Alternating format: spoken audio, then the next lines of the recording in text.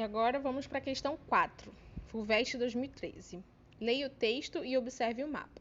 Bom, é um mapa de fuso horários, para quem tem um pouco de medo de fuso horário, mas é tranquilo, gente, vocês vão ver que a questão é fácil. Vamos lá, então observe o mapa, Então, como sempre, pausem o vídeo, observem bem esse mapa, o que vocês, lembrando do fuso horário, quem não lembra direito, volta na última aula, justamente, para poder rever tudo, anotar tudo que é importante e qualquer dúvida também tirar, falar com a gente. Bom, e aí tá o mapa de fuso horário, com as divisões dos fusos, e aí vem o enunciado da questão. Em 1884, durante um congresso internacional em Washington, Estados Unidos, estabeleceu-se um padrão mundial de tempo. A partir de então, ficou convencionado que o tempo padrão teórico nos diversos países do mundo seria definido por meridianos espaçados a cada 15 graus, tendo como origem o meridiano de Greenwich, Inglaterra, Reino Unido. Com base no mapa e nas informações acima, considere a seguinte situação. João, que vive na cidade de Pequim, China, recebe uma ligação telefônica às 9 horas da manhã de uma segunda-feira, de Maria, que vive na cidade de Manaus, Brasil.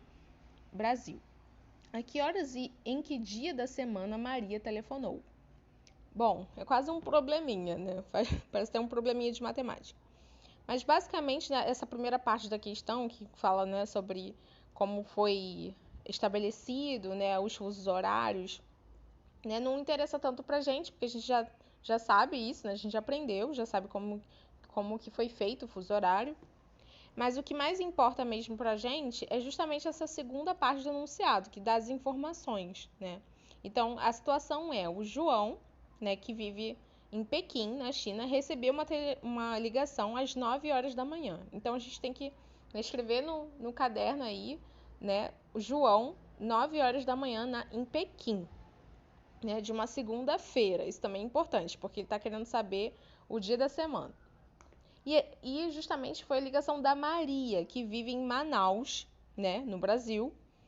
E ela então está querendo saber que horas e que dia da semana a Maria telefonou. Então a gente fazer justamente uma ligação de fuso, Então, no momento que o João estava recebendo a ligação da Maria, era 9 horas em Pequim. Que horas e que dia era a hora que, no caso, a Maria telefonou para o João, Isso que ele está querendo saber. E aí, justamente no mapa, não sei se dá para vocês verem, está justamente a localização de Pequim e de Manaus, Então, até que a questão ela é mais boazinha nesse sentido, Que faz a pessoa justamente ter os pontos estabelecidos, de em que fuso horário estão as duas cidades. Então, tudo bem, não tem a informação dos fusos, mas dá para contar, Se vocês pegarem se pensar, o fuso zero é justamente, onde está ali o meridiano de Greenwich, que é o zero ali, a marcação de 0 graus, Então, ali você sabe que ali é o fuso zero, Então, se você considerar a contagem, que nem a última aula, Se você contar a contagem a partir da direita, indo para a direita, ou seja, indo para leste, a gente sabe que aumentam os fusos, Ou seja, mais 1, mais 2. Então, se contar, de 0 até Pequim, vocês contam, aí que dá justamente mais 8, ou seja, Pequim está no fuso mais 8, Ou seja, está a leste do meridiano de Greenwich. E aí, Manaus, justamente está a oeste de Greenwich. Então, a gente pode pensar que justamente a contagem é negativo, Ou seja, 1, 2, 3, 4. Tá no fuso menos 4.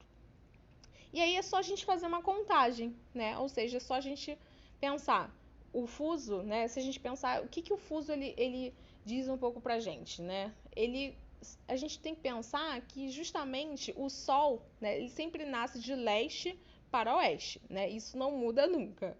O movimento da Terra é esse, rotação, e o Sol sempre nasce, de leste para oeste. Então, o Sol vai nascer primeiro em Pequim e depois em Manaus, Então, a gente pensa sempre que em Pequim a hora vai estar adiantada em relação, ao Brasil, em relação a Manaus. Então, a gente pensar justamente que essa contagem, quando a gente pensa na contagem de Pequim para Manaus, a gente vai ter o quê? Que que subtrair as horas, né? A gente vai ter que justamente contar, né, a quantidade de fusos, no caso de leste para oeste, e diminuir, subtrair as horas. Então, quando a gente contou, né, que Pequim está no fuso mais 4 e Manaus está no fuso Pequim está no fuso mais 8 e Manaus está no fuso menos 4, é só a gente contar, né? Ou seja, são 12 fusos, né, de diferença entre um e o outro.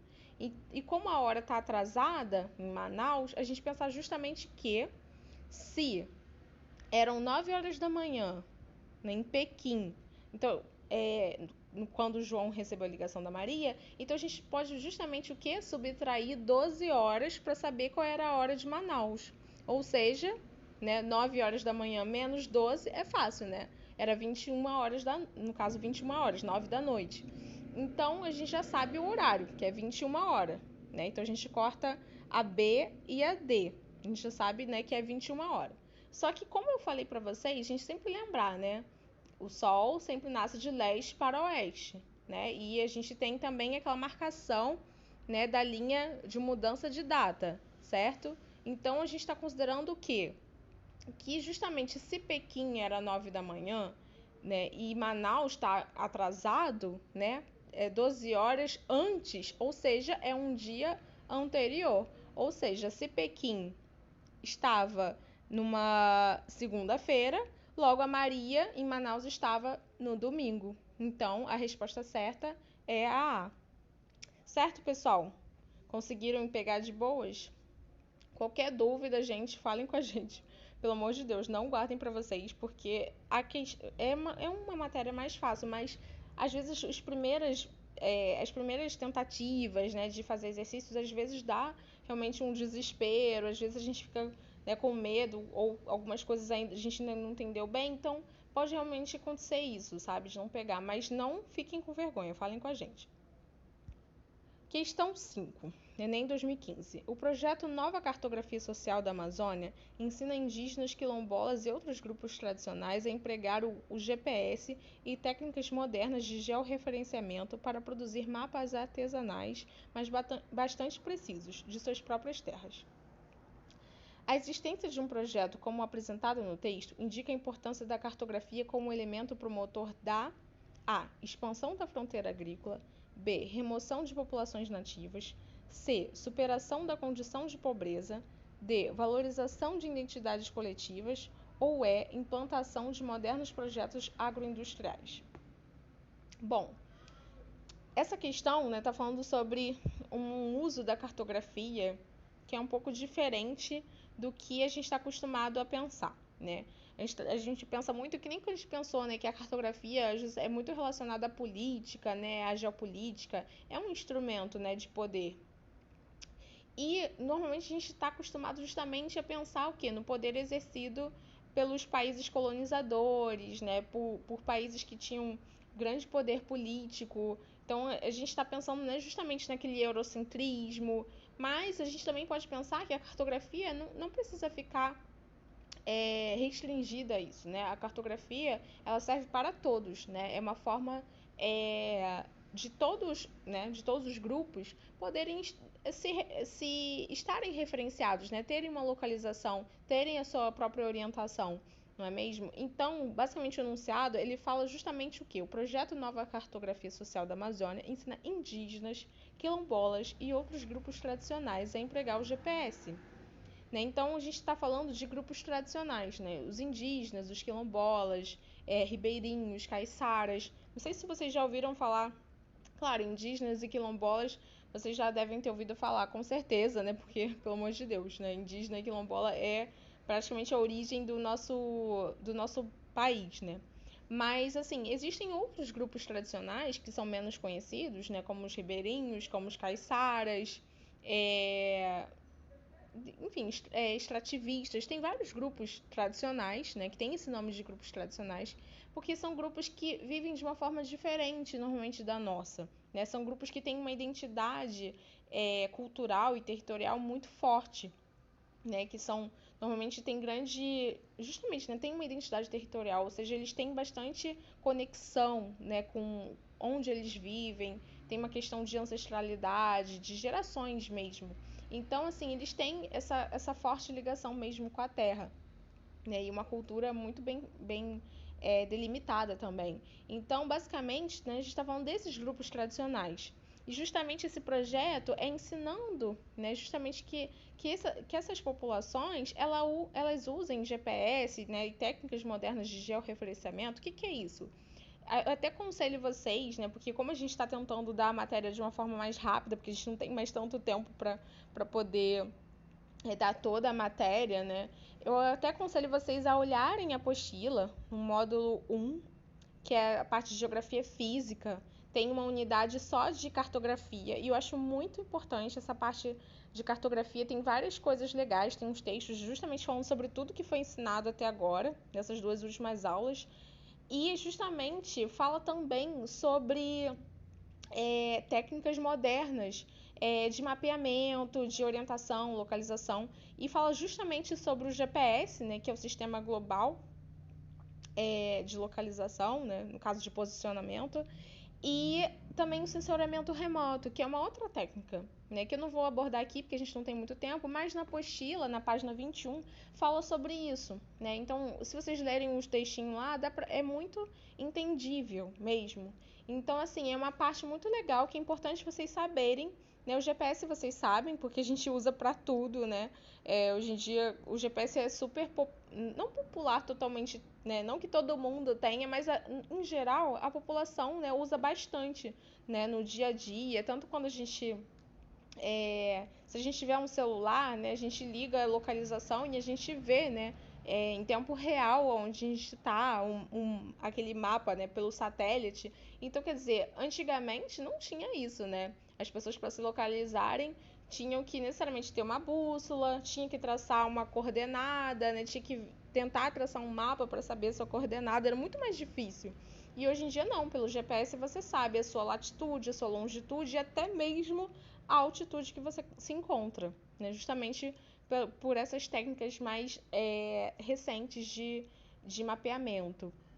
Então, isso é importante para essas populações, justamente para elas poderem produzir os seus próprios mapas, né? Ou seja, mapas artesanais, mapas que condizem com as informações que são pertinentes a esses grupos, mas que são precisos, ou seja, tem a precisão justamente dessas técnicas modernas.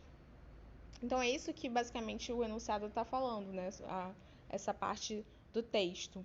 E aí, justamente, vamos tentar responder. A existência de um projeto como apresentado, né, indica a importância da cartografia como elemento promotor da expansão da fronteira agrícola? É isso que está dizendo o enunciado? Não. B. Remoção de populações nativas? Muito pelo contrário. Né? Justamente a gente está falando no caso da produção de mapas artesanais para essas populações tradicionais, né, que são mapas das suas próprias terras. Então, justamente não está falando nada de remoção, a gente está falando de algo que é benéfico para essas populações. C. Superação da condição de pobreza. É isso que está falando, né? A gente tem que sempre se atentar ao texto, né, para a gente não se confundir. Então, pensar, o enunciado, né, o texto da questão está falando sobre isso? Não está, né? Está falando sobre mapas das suas próprias terras. Não está falando de riqueza nem nada. Está falando, né, de georreferenciamento. Está falando de localização, mapeamento. D. Valorização de identidades coletivas? Sim, né? Porque a gente está falando justamente para eles produzirem seus próprios mapas, né? Seus mapas artesanais mais precisos, né? E tem uma certa tecnologia para poder fazer esses mapas, né? Ou seja, eles podem ser mapas condizentes com a realidade deles, né? Com a cultura deles, com o que eles precisam, com os elementos que eles consideram importantes para serem colocados no mapa, mas ao mesmo tempo são muito úteis no sentido de ter uma localização bem precisa, entende? Então é uma coisa que, né, valoriza a identidade coletiva desses grupos. Então a resposta certa é a D. E a E? Implantação de modernos projetos agroindustriais? Muito pelo contrário, a gente não está falando disso, né? A gente está falando justamente de populações tradicionais. Então a resposta certa é a D. E por último, a questão 6 do Enem 2018. Anamorfose é a transformação cartográfica espacial em que a forma dos objetos é distorcida de forma a realçar o tema. A área das unidades espaciais às quais o tema se refere é alterada de forma proporcional ao respectivo valor. Então, está falando sobre a anamorfose. O Nathan também ensinou para vocês esse tipo de mapa. E fala justamente aí a descrição, transformação cartográfica espacial em que a forma dos objetos é distorcida de forma a realçar o tema. Bom, a técnica descrita foi aplicada na seguinte forma de representação do espaço. É fácil, gente? Se vocês entenderem o que é anamorfose, vocês já sabem, visualmente como é esse mapa.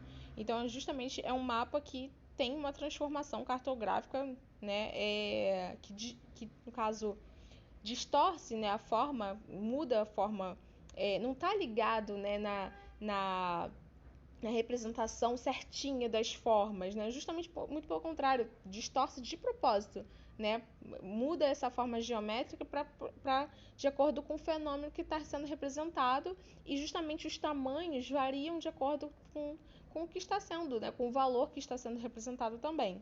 Então, a gente vê que a não tem nada a ver com isso, justamente é um desenho qualquer, basicamente.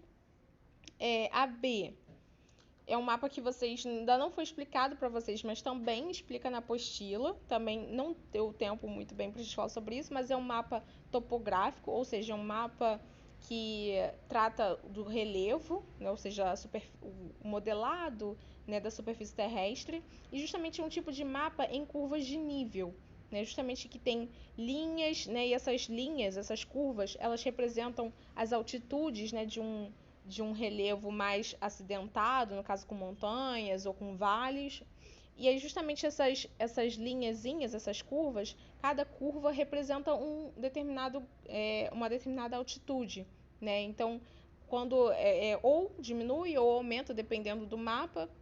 E aí vocês podem até observar, justamente por esse mapa, da opção B, que está de acordo justamente com a figura de duas montanhas, basicamente traçados justamente no mapa.